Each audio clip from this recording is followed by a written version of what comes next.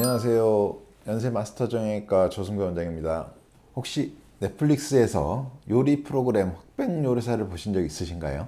정말 멋진 요리사들이 등장하죠.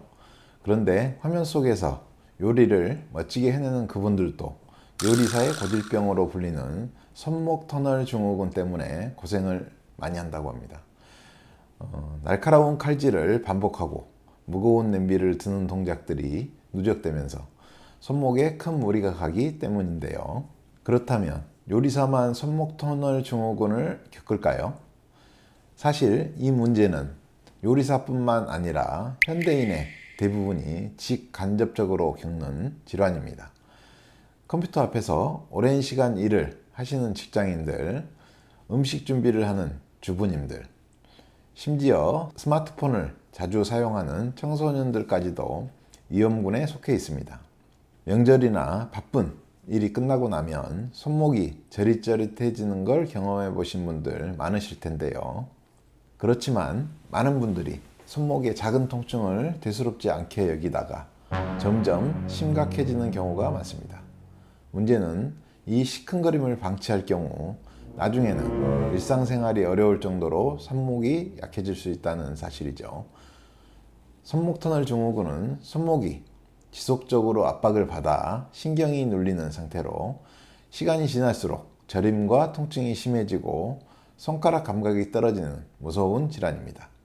오늘 이 방송에서는 손목 터널 증후군이 왜 생기는지, 어떤 증상들이 나타나는지, 그리고 예방과 치료 방법에 대해 알기 쉽게 설명해 드리겠습니다. 특히 여러분이 일상에서 실천할 수 있는 간단한 예방법들도 소개할 예정이니까 손목 건강이 걱정되는 분들이라면 끝까지 시청 바랍니다. 손목 터널 증후군은 손목에 위치한 수근관, 즉 뼈와 인대로 둘러싸인 통로가 좁아지면서 정중신경이 압박을 받아 발생하는 질환입니다. 이로 인해 손저림, 감각 저하 등의 증상이 나타나는 경우가 되는데요. 보통 무심코 방치하다가 증상이 악화되어 병원을 찾는 경우가 많습니다. 하지만 이렇게 오래 방치하면 심각한 통증과 일상생활에 불편을 초래할 수 있기 때문에 초기에 적극적인 대처가 필요합니다. 손목 터널 증후군의 가장 큰 원인은 손목을 과도하게 사용하는 것입니다. 컴퓨터 작업이나 스마트폰 사용이 잦은 현대인들은 손목에 지속적인 스트레스를 받게 되고 이로 인해 손목 터널 증후군이 발생할 확률이 높아집니다. 또한 가족력, 당뇨, 갑상선 기능 저하증, 류마티스 관절염 같은 기저질환이 있는 분들도 주의가 필요합니다. 임신으로 인해 손목이 붓는 경우도 증상을 유발할 수 있죠. 요즘처럼 컴퓨터와 스마트폰 사용이 빈번한 시대에는 손목 건강에 각별한 주의가 필요합니다. 이 질환은 주로 엄지, 검지, 중지에 손저림과 무감각, 타는 듯한 통증이 나타나는 게 특징입니다.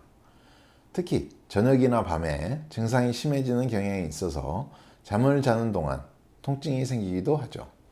증상이 심해지면 엄지손가락의 힘이 약해져서 간단한 동작조차 어려워질 수 있습니다. 추운 날씨에는 손끝이 시리고 저리는 느낌이 더 심해질 수 있습니다. 물에 손을 넣거나 찬바람을 쐴 때 손목이 저릿저릿한 느낌이 든다면 손목 터널 증후군을 의심해 볼 필요가 있습니다. 손목 터널 증후군의 치료는 증상 정도에 따라 비수술적 보존 치료와 수술적 치료로 나눌 수 있습니다. 비수술적 치료로는 초기에는 손목 사용을 줄이고 보호대를 착용하거나 소염 진통제를 처방받아 통증을 완화하는 방법이 있습니다.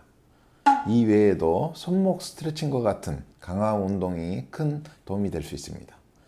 만약 염증이 심하다면 스테로이드 주사를 통해 염증을 줄이는 방법도 있습니다. 하지만 비수술적 방법으로도 증상이 개선되지 않거나 악화될 경우 수술을 고려하게 됩니다. 수술은 손목 인대를 제거해 압박을 줄이는 방식으로 진행되며 일반적으로 간단한 수술이기 때문에 큰 부담 없이 진행할 수 있습니다. 수술 후에는 손목에 무리를 주지 않도록 주의해야 합니다.